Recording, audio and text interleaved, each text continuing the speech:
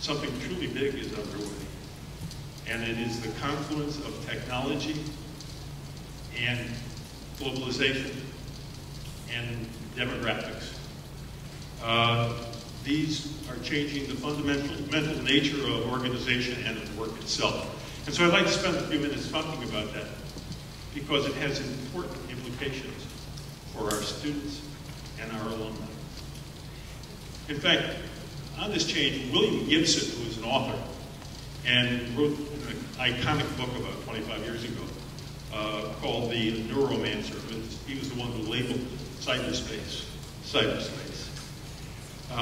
Famously said it best, the future is already here. It just is unevenly distributed. I'd like to talk about globality first. There's a great rebalancing going on. For the first time in 200 years, emerging market countries are growing faster than the developed nations. This growth will not only create a new wave of middle class around the world, but will drive profound innovations in product design and market infrastructure. There's the global grid. The global economy is growing ever more connected. Complex flows of capital and goods and information, and people are creating an interlinked network that spans geographies, social groups, and economies in a way that allow for large-scale interactions at any moment. A collision is on its way. It has both positive and negative implications. There's a rising demand for resources, constrained supplies, and changing social attitudes for environmental protection are changing the game. The next decade will see an increased focus on resource productivity, the emergence of substantial clean tech industries, and regulatory initiatives. We have the development of the market state, and issues that have to be resolved in the coming years will certainly shape our future and the future of our children and grandchildren. The often contradictory demands that are driving economic growth and providing the necessary safety nets to maintain social stability have put governments under extraordinary pressure. Globalization applies additional heat. And we're not quite sure how will national entities get together to solve these problems. Over the past couple of decades, globalization and digital technology have combined to create vast, complex networks that weave through every economic and social activity. Money, goods, data, and people now cross borders in huge volumes and at an unprecedented speed.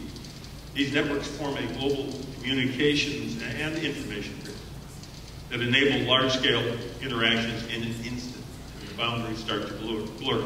A case in point, only 1 in 10 US dollars in circulation today is physical note, the kind you can hold in your hand or put in your wallet.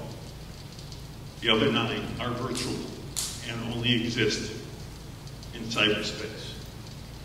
These days, a typical manufacturing company is doing business with an average of 35 different suppliers from around the world. If you take a look at companies like airline companies or automotive companies, that number is in the tens of thousands. And these interconnections also affect capital markets. Who would have thought that the collapse of Iceland's financial system could be caused by problems in selling houses in Las Vegas, Nevada? But that's what happened. The grid's importance over the next decade may come from disruptive changes in consumer behavior that it will spur. 15 years ago, less than 3% of the world's population had a cell phone. Less than 1% was online. Today, those numbers are 50% and 25%, respectively. These technological changes are altering behavior that was once thought impossible to shift. An interesting one is Americans now read more. When I first learned of that, it didn't quite sound right. But all that's changed is what they're reading and how they read it.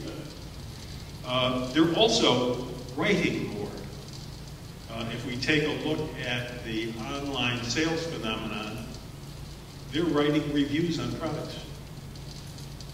And people are reading those and valuing them a lot more than what comes from an advertisement or from a salesperson.